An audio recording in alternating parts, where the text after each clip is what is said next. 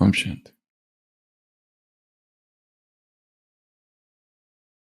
America में दिए गए एक स्पीच में अरुण गांधी, जो कि महात्मा गांधी के ग्रैंडसन थे और जिन्होंने MK institute of non violence की एस्टैब्लिशमेंट की थी, उन्होंने अपने जीवन का एक किस्सा उस स्पीच में सुनाया था। उन्होंने कहा था, जब मैं 16 वर्ष का था और अपने पिता मनीलाल गांधी, जो कि महात्मा गांधी के दूसरे बेटे थे, और जब मैं अपने पिता के साथ फिनिक्स सेटलमेंट, जो कि साउथ अफ्रीका में दरबन से लगभग 18 मील या 29 किलोमीटर की दूरी पर था, तो मैं और मेरी 2 बहनें ईला, सीता, हम तीनों अपने माता पिता के साथ वहां रहते थे। और कभी कभी अवसर आता था जब हम शहर जाए दरबन में, क्योंकि शहर से दूर रहते थे और जहां रहते थे वहां कुछ नहीं था, ना कोई लोग थे, ना बच्चे थे, कुछ नहीं। तो एक बार मेरे पिता ने मुझसे कहा कि हम दरबन जाएंगे, वहां कुछ काम है, एक दिन की कॉन्फ्रेंस है, और तुम ऐसा करना, जो हमारी कार है उस कार को सर्विसिंग करा लेना उसकी। और उसकी माँ ने कुछ चीजें दी खरीदने की। तो बेटा अपने पिता के साथ दरबन पहुंचते हैं और पिता कहते हैं कि ठीक 5 बजे तुम आ जाना, सारे कार्य करके, जो किराने की सूची दी है वो खरीद के और कार की सर्विसिंग करके। बेटा कहता है ठीक है,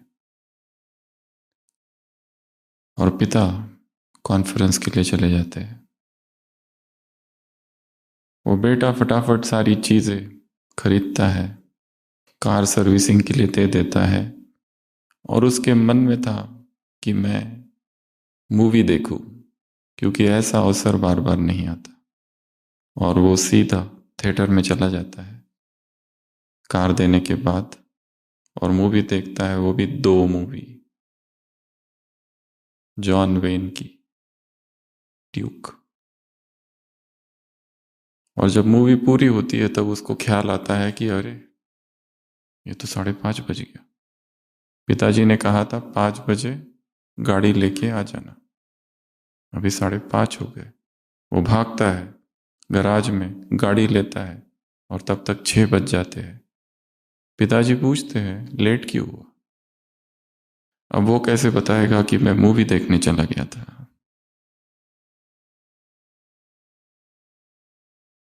वो कहता है गराज में गाड़ी रेडी नहीं थी। झूठ बोलता है अपने पिता से, जबकि पिताजी ने पहले ही कॉल किया था वहां पर गराज में, और उन्हें पता था कि गाड़ी 4 बजे ही रेडी हो चुकी थी। तब वो अपने बेटे अरुण गांधी से कहते हैं, मनीलाल गांधी, कि पता नहीं मेरी पालना में ऐसी कौन सी गलती हो गई, मेरी परवरिश में, कि तुम्हें झूठ बोलना पड़ा, तुम सच नहीं बोल सके। इसलिए तुम्हारी इसमें कोई गलती नहीं है, गलती मेरी पालना में है कि मेरे बेटे को झूठ बोलना पड़ा। तो वो कहते हैं कि अभी मैं 29 किलोमीटर पैदल ही जाऊंगा। बेटा पीछे कार में पिता आगे, कच्चा रास्ता है, रोशनी नहीं है, अंधेरी सड़क है। अरुण गांधी ने उस स्पीच में कहा कि मैंने अपने पिता को उस पीड़ा में देखा। मैंने अपने पिता को चलते हुए देखा। 5.5 घंटे वो चल रहे थे और मैं कार में धीरे धीरे कार चला रहा था।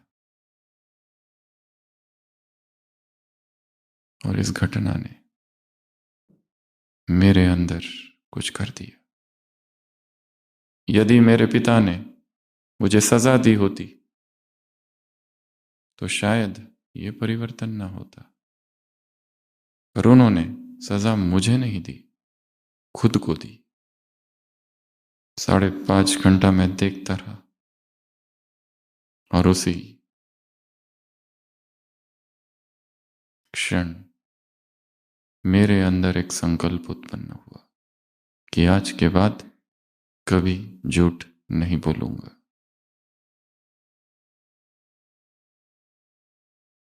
जागरण के लिए चोट की आवश्यकता है। बिना चोट जागरण नहीं होता। एक कुठाराघात, एक शंखनाद, एक रियलाइजेशन, व्यक्ति तब तक अपनी दिनचर्या, अपनी विचारधारा, अपने स्वभाव, अपनी मान्यताओं को नहीं बदलता जब तक एक नई विचारधारा उसके सामने नहीं आ जाती, जब तक उसके विश्वासों को कोई चोट नहीं पहुंचती। परिवर्तन, जागरण, महसूसता, एहसास, रियलाइजेशन। सुबह की अव्यक्त वाणी।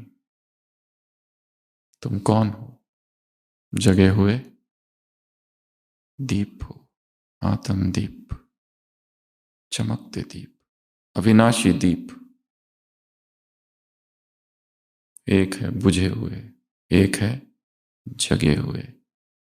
The enlightened consciousness, the awakened consciousness। और चेतना जागती कब है? जब उसे शॉक लगता है, जब एक चोट उसको मिलती है। परिवर्तन कब आता है?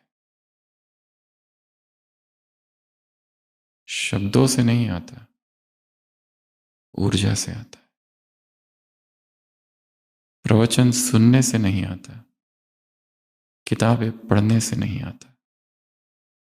पर उस किताब और उन शब्दों में जो अलौकिक ऊर्जा बहती है, वो ऊर्जा जब हमें टच करती है, स्पर्श करती है, तब अचानक जागरण होता है। मुरली किताब नहीं, ऊर्जा है।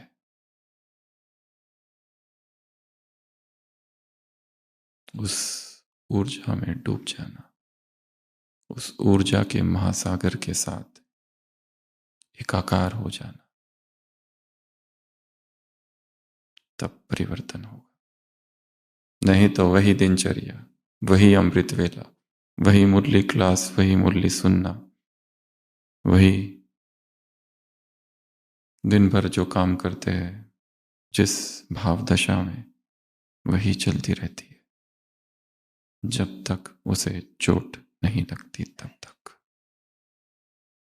तो आज सुबह की अव्यक्त वाणी में क्या कहा बाबा ने? तुम हो दीप, आत्म दीप, अविनाशी दीप, जगे हुए दीप, चमकते हुए दीप। और क्या क्या कहा? अब आप बताएंगे।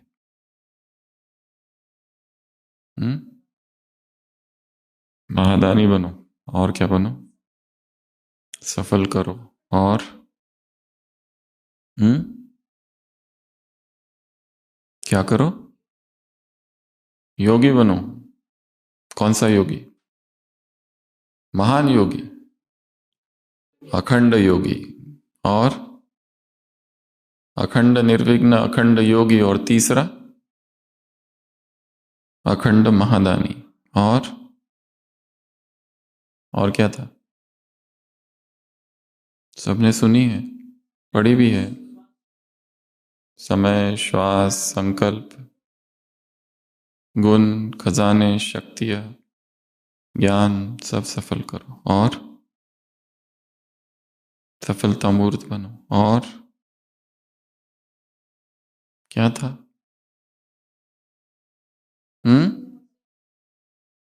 सिंपल से सैंपल बनो। अच्छा, और नए वर्ष का क्या करो? प्लान बनाओ। और क्या करो? 1 सेकंड के व्यर्थ को भी समाप्त करो। और ग्लानि करने वाले का क्या करो? गुणों की माला, और वो निकाल के फेंक दे तो? गुणों की माला, गुणों की पिकनिक, गुणों की टोली, गुणों का दान, गुणों का सहयोग। और मनसा द्वारा वाइब्रेशंस फैलाओ। और वाणी से क्या करो? वाणी से क्या करो? ज्ञान सुनाते रहो, चाहे कुछ भी हो जाए। ये कार्य चालू रखना है। क्यों? क्यों?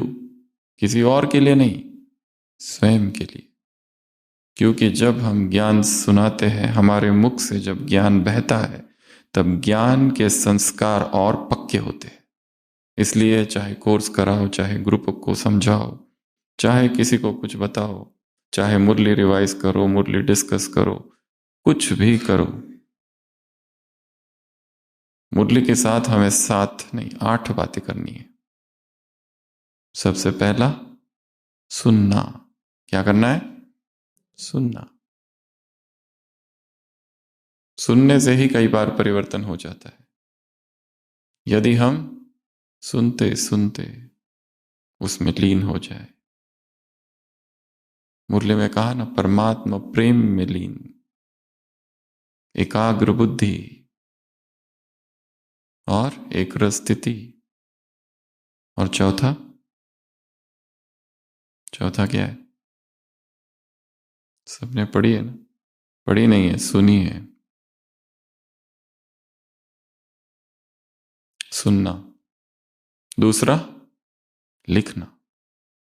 क्या करना है? मुरली को स्वच्छ अक्षरों में, सुलेख अक्षरों, सुलेख लिखा, लिखावट। जब हम लिखते हैं तो क्या होता है? भीतर परिवर्तन। लिखो ब्रह्मचर्य, लिखो एकाग्रता, लिखो सफलता। तो लिखने से क्या होता है? परिवर्तन, रिवीजन। इसलिए लिखना एक महत्वपूर्ण अंग है शिक्षा का, राइटिंग। और कैसे लिखना है? सुंदर अक्षरों में लिखना है। ऐसे ना लिखना जैसे डॉक्टर लोग लिखते हैं, जो केवल फार्मासिस्ट समझता है और किसी को नहीं समझ में आता है वो क्या लिखता है। अच्छे अक्षरों में लिखना है। वो बोर्ड होता है ना, बोर्ड देखा है ना मधुबन में? बोर्ड में मुरली कैसी लिखी रहती है? सुंदर अक्षर होते हैं ना, वैसे अक्षरों में अपने डायरी में लिखना है। दूसरा काम। तीसरा काम, तीसरा सुनाना, स्पीकिंग। जो सुना है उसको सुनाना, रिवाइज कराना। जरूरी नहीं है कि कोई क्लास ही हो या सुनने वाले ही हो, एक अकेले को भी स्वयं को सुना सकते हैं, या भगवान को ही सुना दो उसी की मुरली की, तुमने आज ये कहा है। कब कहा? 2007 में कहा। 2006 पूरा हुआ। 2006 बड़ा ही डिस्टरबेंस वाला था। 2006 जुलाई, Mumbai bombings, train bombings, Varanasi bombing, हलचल, टेररिस्ट अटैक्स हुए थे भारत में, 200 लोग चले गए, 700 लोग घायल, उससे भी ज्यादा। लोगों के मन में डर, ट्रेन में बैठे या ना बैठे, ये तब की मुरली है। तो तीसरा कार्य स्पीकिंग, चौथा कार्य मुरली के साथ जो करना है वो अंडरस्टैंडिंग, उसको समझने की कोशिश करो। ये वक्ता कह क्या रहा है, ये क्या कहना चाहता है, ये जो साधारण शब्द है इनमें कौन से भाव छिपे हुए हैं। अगला चर्निंग, चिंतन। मुरली का क्या करना है, चिंतन करना है। कोई एक लाइन उठा लो और सोचो उसके विषय में। चिंतन की भी विधि है लिखना। एक शब्द लिखो और उसके संबंधित क्या क्या याद आता है वो लिखो, तो चिंतन। और क्या करना है मुरली के साथ, डिस्कशन। मुरली का क्या करना है, ज्ञान का चर्चा करनी है। आपस में बैठ के चर्चा करो, ये आया है, ये क्या है, इसका करना क्या है, कैसे करना है, डिस्कस। उसके बाद में और क्या करना है, धारण। क्या करना है फिर, धारण, प्रैक्टिकल। तो ये सारे कार्य करने हैं मुरली के साथ उसे। हाँ, और एक पढ़ना, वो तो महत्वपूर्ण है। स्पीड रीडिंग, धीरे धीरे नहीं, फास्ट, फटाफट। एक बार पढ़ लो, फिर वापस पढ़ो, फिर वापस पढ़ो, कई बार पढ़ो, कभी धीरे भी पढ़ो, पर मैक्सिमम स्पीड रीडिंग की प्रैक्टिस करनी है। तो writing, reading, listening, understanding, churning, discussion और इनकलकेशन, ये 7-8 कार्य है जो रोज करने हैं।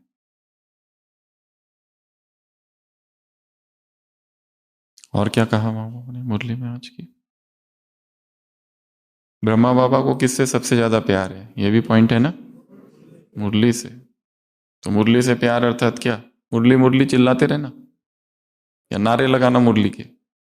हम्म, हाँ, पर करना क्या है उसका, ये सब करना है। हम मिस तो नहीं कर रहे, पर आ रहे बैठ रहे जा रहे, आ रहे बैठ रहे जा रहे। चोट चोट चोट, वो चिंतन से होगा, वो मनन से होगा, वो समझने से होगा, वो लिखने से होगा, वो चर्चा करने से होगा, वो सुनने से होगा, उसमें डूबने से होगा, उसमें समा जाने से होना होगा, एक हो जाने से होगा। उसके शब्द शब्द हमारे विचारों के शब्द हो जाए, हमारे जो नॉर्मल विचार है उसमें वो शब्द घुस जाए। और क्या कहा, अमृत वेला संकल्प नहीं, दृढ़ संकल्प करना है। कौन सा, ब्रह्मा बाप समान, ना ना ना ना, अमृत वेला दृढ़ संकल्प वो नहीं करना है, दूसरा है। सफलता मेरा जन्म सिद्ध अधिकार है। सफलता मेरा प्रयास नहीं, मेरा स्वभाव है। एक बच्चे को विरासत मिलती है ना पिता से, वो क्या करता है उसके लिए, कुछ नहीं करता है, स्वतः मिलता है। उसी तरह सफलता भी मेरा क्या है, स्वभाव है। और क्या कहा, पुराने दुनिया, पुराने दुनिया से विदाई, ये तो नहीं है।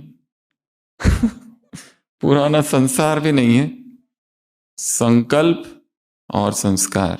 पुरानी दुनिया से विदाई तो नया वर्ष आएगा ही नहीं फिर। और क्या कहा, मेरा निराकारी निर्विकारी, 3 तलवार है जो माया की गर्दन को काट देते हैं। तो क्या करना है फिर, नो प्रॉब्लम बोलना है, कंप्लीट नो प्रॉब्लम। और क्या कहा, मनसा वृत्ति को पावरफुल बनाएंगे तो क्या होगा, कौन सी चीज कैसी बन जाएगी, जो अच्छा है वो भी खराब बन जाएगी, बरोबर, अच्छा बन जाएगा। और क्या कहा, तो इस मुरली से हम कुछ पॉइंट्स लेंगे, कुछ पावरफुल पॉइंट्स। सबसे पहला पॉइंट, आत्मदीप अर्थात जगा हुआ दीप। नया वर्ष जो हो रहा है उस कैलेंडर को हटा दो। यहां कैलेंडर का बदली होना नया वर्ष नहीं है, चेतना का परिवर्तन अर्थात नया वर्ष, अर्थात हर दिन। विन एवरी डे ऐसा कहा जाता है। एक एक दिन को जीतो, एक एक दिन को भी नहीं, एक एक पल को जीतना है। Win every moment.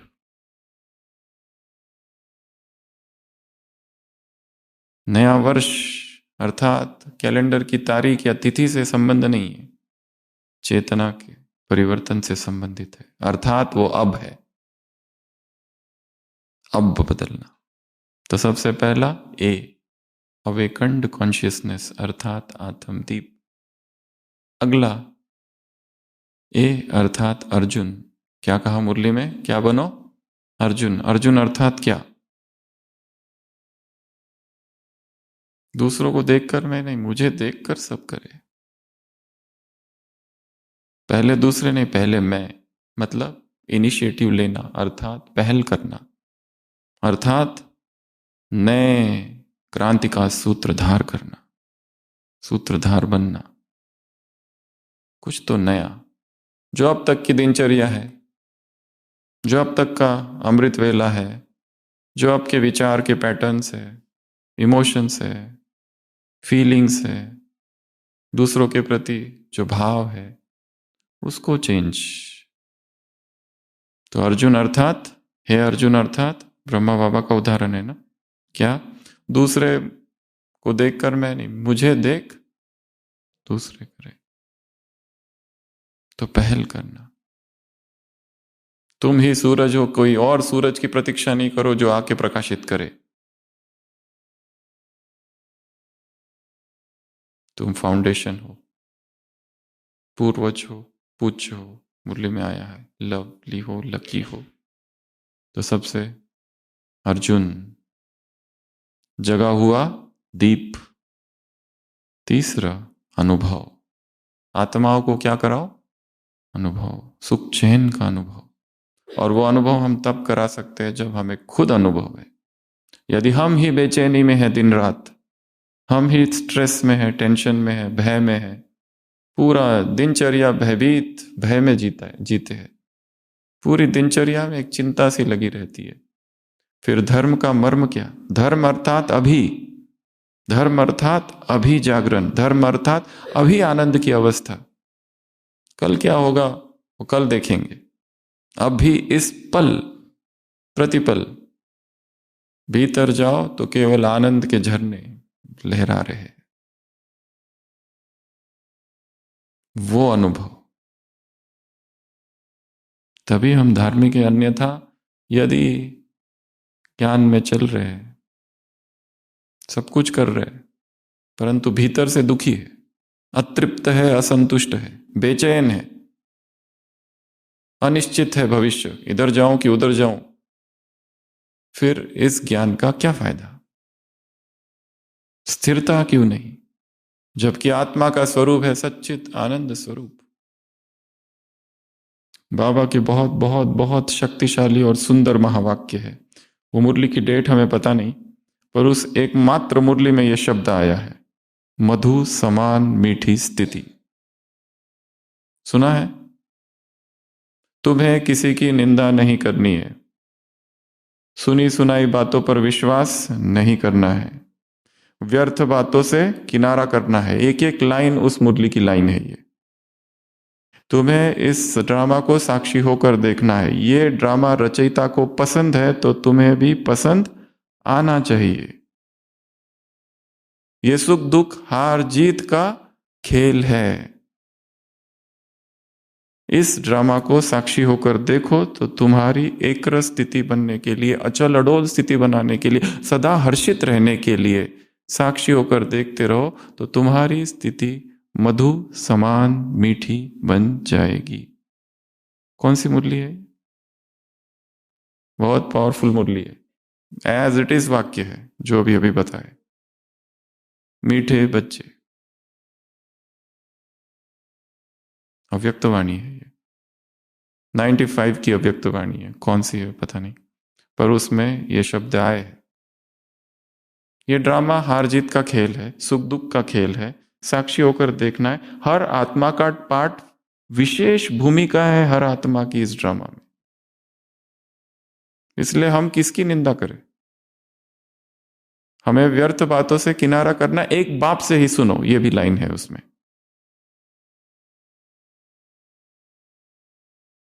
सभी स्थिर और अपने जीवन को देखेंगे। मैंने अब तक जो सेवाएं की है उसमें कौन सी सेवाएं बची हुई है? सभी स्थिर।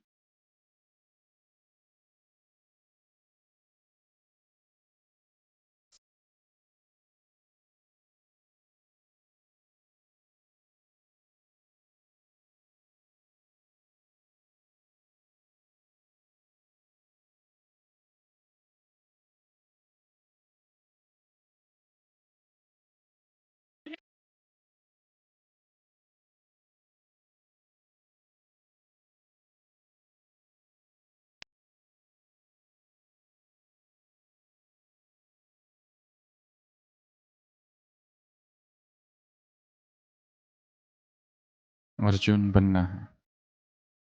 अगला, अमृत वेला दृढ़ संकल्प। क्या करना है? जो अमृत वेला हम करते हैं वो बीज है। अमृत वेले का संकल्प का बीज दिन में वृक्ष बनता है कर्म का। सुबह सुबह उठो और लिखो, सफलता जन्म सिद्ध अधिकार है, सफलता जन्म सिद्ध अधिकार है, 21 बार लिखो और फिर जाओ और योग करो। वो लिखना भी कुछ तो करेगा भीतर। सफलता अर्थात हर बात में सफलता, अमृत वेले में सफलता, पवित्रता में सफलता, लौकिक कार्यों में सफलता, अलौकिक कार्यों में सफलता, योग में सफलता, अशरीरी अवस्था का लंबा लंबा अभ्यास। अभ्यास करना है कि रोज कम से कम 2 से 3 घंटा, मिनिमम 3 आवर्स सिटिंग योगा, बैठकर योग करना।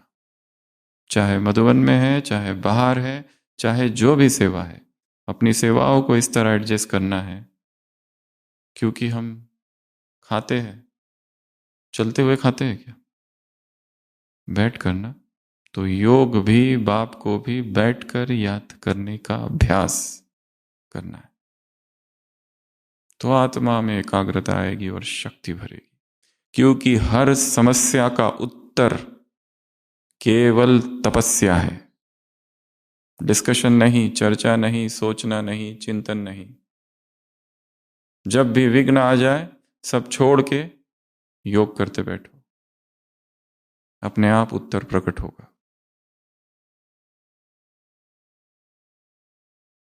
अमृत वेला दृढ़ संकल्प। अर्जुन, आत्मदीप, अनुभव। क्या करना है? अनुभव। फिर अखंड। क्या करो? अखंड देते रहो। 2 ही काम करने, एक तो बाप को याद करना है, और जब याद नहीं कर रहे तो सेवा करो आत्माओं की। अखंड दानी, अखंड निर्विघ्न, और तीसरा अखंड योगी। करते रहो, देते रहो।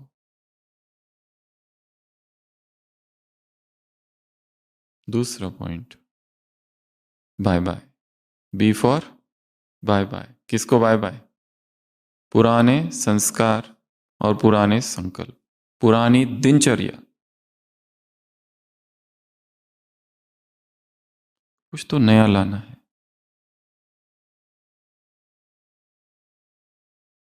पश्चाताप, कन्फेशन। एक पादरी समझा रहा था चर्च में कन्फेशन का क्या महत्व है। कन्फेशन एक बहुत बड़ी क्रिया है क्रिश्चियनिटी में। कन्फेशन अर्थात कबूलनामा, अपने पापों को स्वीकार करना। उस पादरी के सामने, उसको बताना मेरे जीवन में ये सब हुआ है।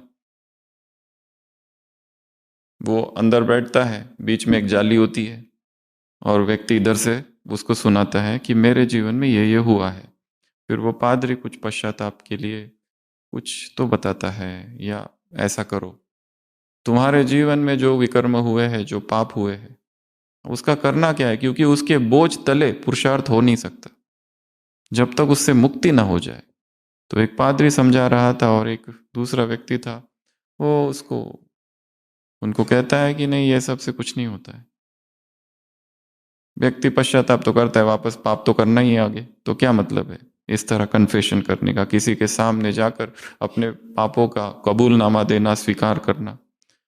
तब वो पादरी उसको एक कथा सुनाता है, कहानी। वो कहता है कि जोनाथन स्विफ्ट बहुत फेमस आयरिश राइटर, लेखक, फिलोसोफर हुए हैं। वो जोनाथन स्विफ्ट के सर्वेंट की कहानी सुनाता है, उसके नौकर की। जोनाथन स्विफ्ट एक बार एक रेगिस्तान में 3 दिन ठहरना होता है। अपने नौकर को कहता है मेरा जूता लेके आओ। वो नौकर जूता लेके आता है, जूतर में रेत होती है। नौकर को कहता है ये रेत साफ करो। नौकर कहता है साफ करने का क्या फायदा, थोड़ी देर में वापस रेत आ जाएगी। बहुत स्मार्ट होता है वो, कहता है क्या साफ करना है जूते को। अच्छा, कहता है ठीक है। फिर जब उनका चलने की बारी आती है, वहां से ऊंट को खोल के निकलने की, तो कहता है चलो। वो नौकर कहता है नाश्ता तो हमने किया ही नहीं। वो कहता है नाश्ते करने की क्या जरूरत, थोड़ी देर में वैसे भी भूख लगनी है, तो उसको भी छोड़ो। फिर खाने की क्या जरूरत है, वैसे भी भूख तो लगी जाएगी।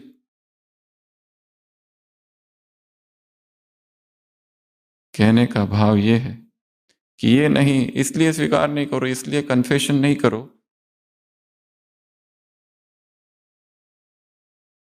ये नहीं सोचो कि ये करने से क्या फायदा, फिर तो वो आदत तो है ही, फिर तो वही पाप करेंगे। परमात्मा कृपा होगी यदि सच्चे दिल से उसके सामने स्वीकार करोगे। एक भक्त बन जाना कभी कभी, और उसको कहना कि ये सब कुछ मैंने कर लिया है, फिर भी इससे मुक्ति नहीं है, अब तुम कुछ करो। सच्ची दिल पर साहेब राजी, वो करेगा, फिर उसका इंटरवेंशन होगा। क्योंकि कोई बहुत सी बातें जो हमारे जीवन में हो रही है, उसका संबंध कई जन्मों के साथ है। हमें नहीं समझ आता है ये सब क्यों हो रहा है। कितने जन्मों की अधूरी कहानियां यहाँ पूरी हो रही है। अचानक हम नए नए लोगों से मिलते हैं, क्यों उनसे मिलते हैं, क्यों उनसे संपर्क होता है। अचानक नया व्यक्ति माया बनकर आ जाता है, क्यों। अचानक नई नई घटनाएं हो जाती है, क्यों। क्योंकि हमारी बुद्धि सीमित है, स्मृति भी सीमित है, परंतु वो सब कुछ जानता है। उसे हमारे जन्म जन्म की कहानी पता है। इसलिए आज हम, कोई पूछ रहा था कि व्यक्ति बीमार क्यों पड़ता है, क्या भोजन ही एकमात्र कारण है ना। बीमारी के कितने सारे कारण हैं। हमारे हॉस्पिटल में 2 छोटे बच्चे आते हैं, दोनों का डायलिसिस चालू है। बहुत छोटा, एक तो एकदम ही छोटा है, और उसकी बहन। दोनों को एक बहुत रेयर बीमारी है। उनके दोनों के पेरेंट्स आते हैं, 4 घंटा बैठते हैं, हफ्ते में 3 बार डायलिसिस होता है। उसके माँ बाप उन छोटो बच्चों के ही सेवा में है दिन रात। और वो बच्चे भी ज्यादा जीने वाले नहीं है, क्योंकि जो बीमारी उनको है, जो रेयर जेनेटिक सिंड्रोम है, उसमें व्यक्ति 15 से 20 साल तक ही जीता है। अब इन बच्चों ने क्या ऐसा खाया और कौन सी बीमारी इनको हो गई कि छोटे से 5-6 साल के बच्चे को डायलिसिस चालू है। और उसमें भी बीच में बहुत सीरियस हो जाते हैं। वो बच्ची तो कई बार वेंटिलेटर पर जाकर वापस आ गई है। और बहुत क्यूट है दोनों भी बच्चे, बहुत बहुत स्वीट। ये बीमारी क्यों होती है, एक कारण तो कई जन्मों के हिसाब, कुछ कारण जेनेटिक, कुछ कारण एनवायरमेंटल, ये वातावरण ही ऐसा है प्रदूषित। कुछ कारण तत्व ही तमो प्रधान है, चाहे कोई कुछ भी खा रहा है। कुछ कारण एक्सीडेंट, चाहे कोई कुछ भी खा रहा हो, एक्सीडेंट ही हो गया तो क्या, उसमें प्राकृतिक आपदा ही आ गया, फंस गया तो क्या, गया हो। तो कई जन्मों के हिसाब आत्मा के साथ चल रहे हैं, कई जन्मों के पाप विकर्म आत्माओं के साथ में कनेक्शंस, सब कुछ एक साथ चल रहा है। इसलिए ये भक्ति की रस्म अच्छी है। हाथ जोड़ते हैं, हे प्रभु कृपा कर दो, अब तुम ही बस तुम ही दया करो।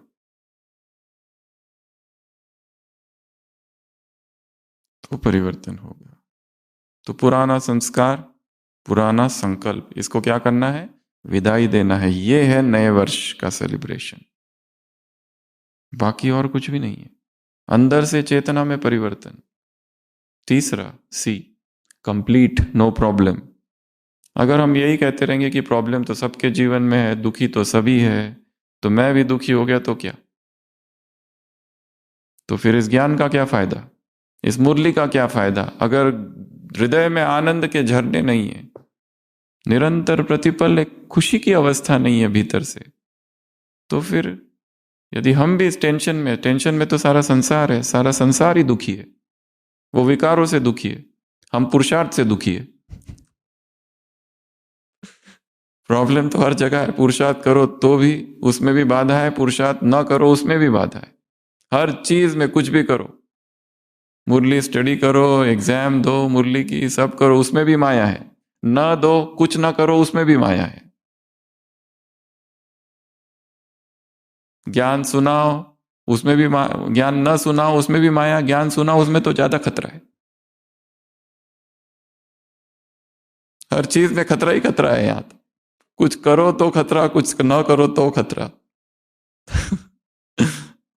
तो क्या करे, दुखी हो जाए? हम्म। जो 2 बजे उठते हैं वो भी दुखी है।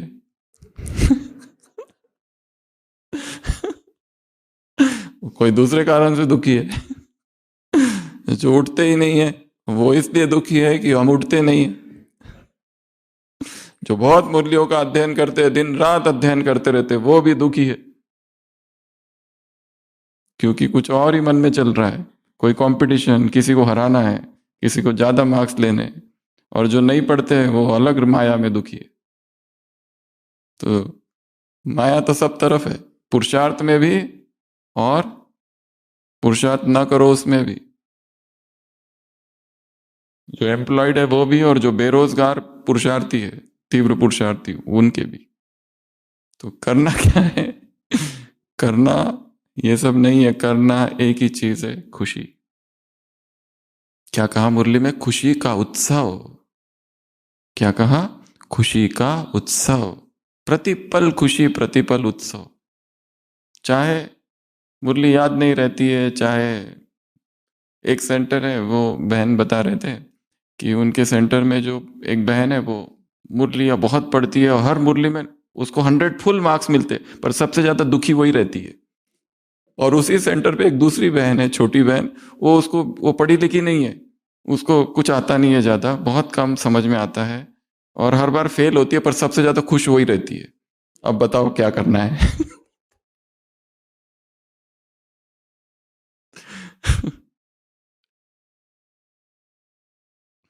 तो परिणाम क्या है उससे देखा जाएगा, क्या कर रहे हो, खुशी कितनी है जीवन में। चाहे जो भी पुरुषार्थ कर रहे हो या नहीं कर रहे हो, परिणाम देखा जाएगा क्या है। ठीक है? तो बाय बाय करना है। तीसरा सी बताया, no problem, complete no problem. Problems की अनुपस्थिति में संपूर्ण नहीं बनना है, प्रॉब्लम्स के साथ, परिस्थितियों के साथ, कठिनाइयों के साथ, अनुकूल परिस्थिति नहीं, प्रतिकूल परिस्थितियों में विरोध ही विरोध, निंदा ही निंदा, अपमान ही अपमान, माया ही माया, विकार ही विकार, सब तरफ से परिस्थितियां, उस बीच में संपूर्ण बनना है। Complete comma no problem, C for ये। उसके बाद में क्या कहा मुरली में? Next point D. डी से क्या, कौन सी पॉइंट है मुरली की? डबल सभा। बाबा किसको देख रहे हैं? एक तो जो सामने है वो, और दूसरे जो है ही नहीं, दूरस्थ। उनको भी दिल में देख रहे हैं।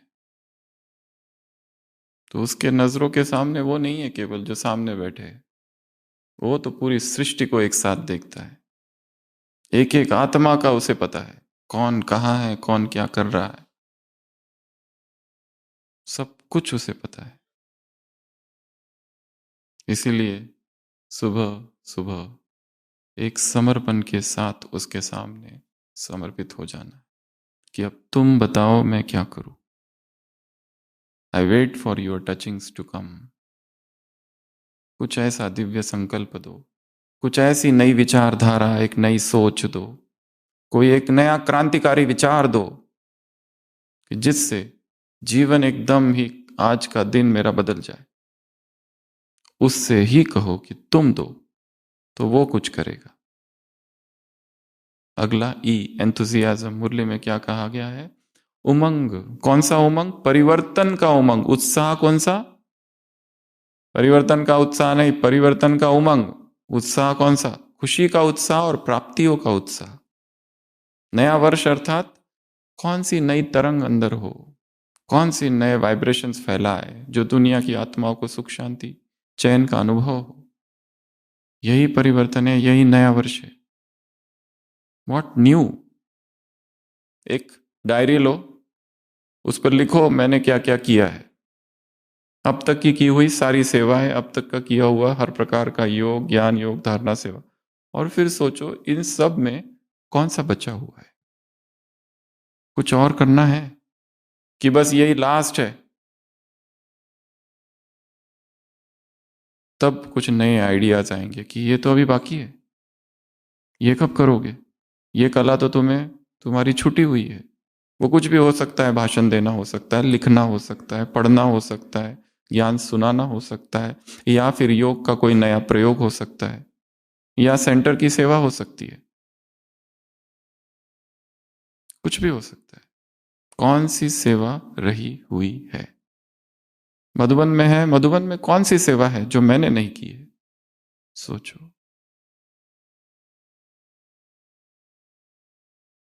और क्या कहा मुरली में? ब्रह्मा बाप की 3 मंत्र, निराकारी, निर्विकारी, निरंकारी। इसका क्या करो? मन में 2 बातें करो, रिवाइज और रियलाइज करो। सुबह सुबह अनुभव करना है, मैं निराकारी हूं। दिन भर में फिर वो अनुभव रहेगा, मैं निर्विकारी हूं, कोई भी विकार मुझे स्पर्श नहीं कर सकता, कोई भी विकार नहीं। कल की साकार मुरली में भी था ना, कुमारियों का उदाहरण। विकार प्रवेश होते ही सिर झुक जाता है। क्या कहा?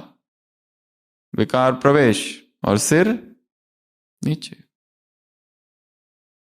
तो क्या करना है? सिर नीचे झुकाना है? नहीं ना, ऊपर।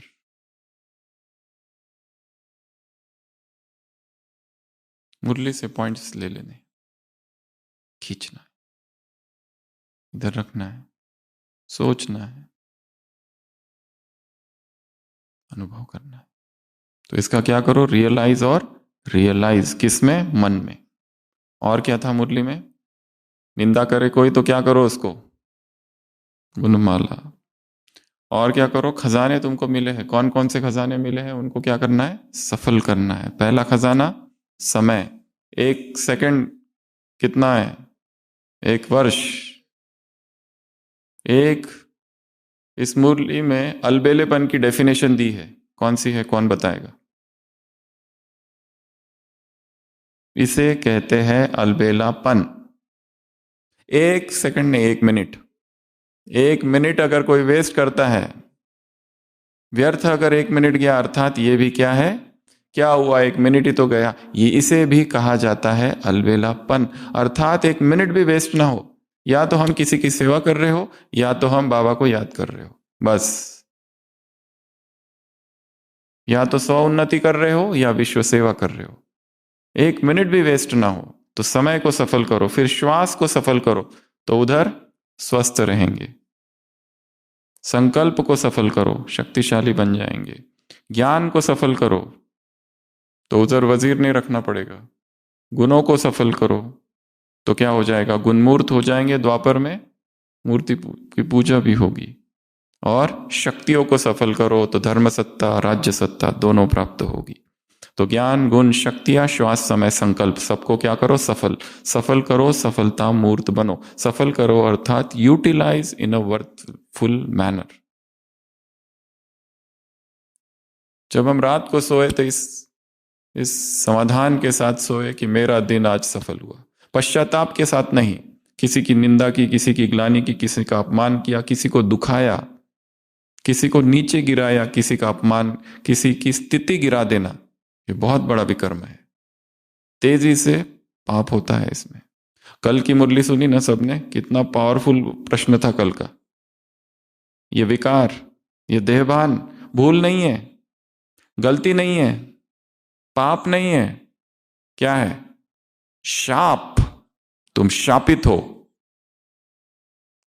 कल का प्रश्न था ना मुरली का, रावण का शाप है ये देहभान।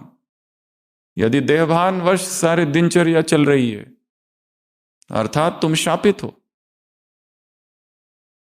अब शापित व्यक्ति अहिल्या शिला बन के बैठी है, कुछ नहीं कर सकती, शापित है। क्या कहा बाबा ने, ये रावण का शाप है, इसको गलती नहीं समझना, इसको इसको don't consider as a blunder, mistake या भूल या चूक या गफलत ना। ये क्या है, शाप मिला है तुमको। शाप से मुक्ति चाहिए ना, तो एक ही मंत्र है फिर, बाप की याद, आत्माभिमानी स्थिति। तो जो मिला है उसको वेस्ट नहीं होने देना है, सफल करते जाओ, शक्तियों को बढ़ाते जाओ, स्पिरिचुअल पावर्स को, गुणों को। गुणों के साथ बहुत सारी चीजें करनी है। ब्राह्मण आत्माओं को गुणों का क्या करो, सहयोग। बाहर की आत्माओं को गुणों का दान। और क्या करो, गुणों का पिकनिक करो। और गुणों की क्या खिलाओ, टोली खिलाओ। गुणों की पिकनिक क्या होती है, लेन देन। क्या करो, गुणों की लेन देन करना है। अच्छा इसमें ये गुण है, उसमें वो गुण है। किसी में हम देखते हैं कि वो बिल्कुल भी अमृत वेला नहीं करता, कुछ नहीं करता, परंतु हमेशा खुश रहता है। ऐसे भी लोग हैं, हमेशा खुश रहते हैं। और हम सब कुछ करते हैं फिर भी दुख कम नहीं होता है। तो उससे सीखना पड़ेगा, अहंकार को थोड़ा नीचे करना पड़ेगा और सीखना पड़ेगा कि तुम कैसे ये लोग खुश रहते हैं। तो ये भी एक ट्रेनिंग है। तो क्या करो, गुणों की पिकनिक करो, गुणों की टोली खिलाओ, गुणों का दान, गुणों का सहयोग। और वरदान में क्या है, गुणों की माला। जो निंदा करे तो क्या कर दोगे तुम, भक्त निश्चित करोगे उसको। और क्या कहा मुरली में, 3 प्रकार की सेवा, मनसा वाचा और कर्मणा। मन से क्या करो, शक्तियां फैलाओ। वाणी से ज्ञान देने की सेवा छोड़नी नहीं है, ये तो देना ही देना है, उसमें फायदा है बहुत। पूरी दिनचर्या में देखो, कोई ग्रुप आता है, किसी को कुछ तो सुनाते रहो, बताते रहो या डिस्कस करते रहो कि ये क्या है, ये क्या है, इसका अर्थ क्या है, उसका अर्थ क्या है। या अव्यक्त मुरलिया लो, उसका अध्ययन करो, तो समय सफल होगा। उससे प्यार होना चाहिए, गहरा प्यार। ब्रह्मा बाबा की क्या था, मुरली से सबसे गहरा प्यार था, स्वरूप बनना। और क्या कहा मुरली में, और क्या कहा, अशरीरीपन, अशरीरीपन और उपराम, चाहे खींचातान वाली परिस्थितियां हो, पर प्रैक्टिस कौन सी करनी है, बॉडीलेसनेस। तुरंत 1 सेकंड में अशरीरी हो जाओ, स्थिर हो जाओ। तो ये सारी पॉइंट्स मुरली में थी। ऐसे कैसे, आत्म दीप बच्चों को, जगे हुए दीपकों को, अविनाशी दीपकों को, अविनाश चमकते हुए दीपकों को, ऐसे पूर्वज आत्माओं को, पूज्य आत्माओं को, फाउंडेशन आत्माओं को, ऐसे लकी आत्माओं को, ऐसे अशरीरी आत्माओं को, योग युक्त आत्माओं को, ऐसे तीनों सेवा एक साथ करने वाली आत्माओं को, ऐसे सभी खजानों को सफल करने वाली आत्माओं को अमृत वेला दृढ़ संकल्प, सफलता मेरा जन्म सिद्ध अधिकार है, सफलता गले का हार है, सफलता स्वभाव है, स्वरूप है, ऐसी आत्माओं को, ऐसे उमंग उत्साह में रहने वाली आत्माओं को, जिनका जीवन की खुशी है निरंतर, चाहे कुछ भी बाहर होता रहे पर अंदर की खुशी जानी नहीं चाहिए। यही बैरोमीटर, थर्मामीटर है, यही मापदंड है। नहीं तो बाकी सब कुछ कर रहे हैं पर अंदर से दुखी है, तो फिर कुछ तो गड़बड़ है, कुछ तो अंडरस्टैंडिंग में कहीं कमी है। ऐसे ऐसे विश्व कल्याणकारी आत्माओं को, ऐसे आज का बताना है। महान आत्माओं को आज का बताओ। अखंड महादानी, अखंड निर्विघ्न और अखंड योगी आत्माओं को ऐसे, गुणमूर्त आत्माओं को ऐसे, अनुभवी आत्माओं को ऐसे, अनुभव कराने वाली आत्माओं को ऐसे, प्रकृति जीत आत्माओं को, जैसे प्रकृति ठंडी गर्मी बाहर, वैसे तुम भी ऐसे डबल सभा में विराजमान आत्माओं को ऐसे, गमगीन नहीं, कंप्लीट आत्माओं को। तो ऐसे कंप्लीट आत्माओं को नो प्रॉब्लम, कुछ भी होता रहे अंदर से कहना कि कोई प्रॉब्लम नहीं है, ये सब ठीक है, बहुत ही छोटी बात है ये तो, इसमें कौन सी बड़ी बात है, इसमें कौन सी बड़ी बात है, इसमें कौन सी बड़ी बात है। मंत्र क्या है? कोई बड़ी बात नहीं है, कोई बड़ी बात नहीं है। बनी बनाई बन रही, वो जो महावाक्य सुना है ना, उसमें एक लाइन और भी है, बनी बनाई बन रही है, भावी बनी हुई है, ये भी वो लाइन है उसमें। ये मिला के अभी वो सारे महावाक्य पूरे हुए। वो कौन सी मुरली है, एक बार फिर से देखना पड़ेगा, 95 की शायद, इसमें बाबा ने कहा है ऐसे इष्ट देव आत्माओं को ऐसे, प्राप्ति स्वरूप आत्माओं को ऐसे, उमंग उत्साह में रहने वाली आत्माओं को ऐसे, निराकारी निर्विकारी निरंकारी की साधना करने वाली आत्माओं को ऐसे, मुरली से प्यार करने वाली आत्माओं को ऐसे, मुरली पढ़ने वाली आत्माओं को, मुरली सुनने वाली आत्माओं को, मुरली की चर्चा करने वाली आत्माओं को, मुरली का चिंतन करने वाली आत्माओं को, मुरली को समझने वाली आत्माओं को, मुरली को धारण करने वाली आत्माओं को, मुरली को लिखने वाली आत्माओं को, विदेही। तो ऐसे ढेर सारे सामान वाली आत्माओं को बाप दादा का याद, प्यार, गुड नाइट और नमस्ते। हम रूहानी बच्चों की रूहानी बाप दादा को याद, प्यार, गुड नाइट और नमस्ते। ओम शांति।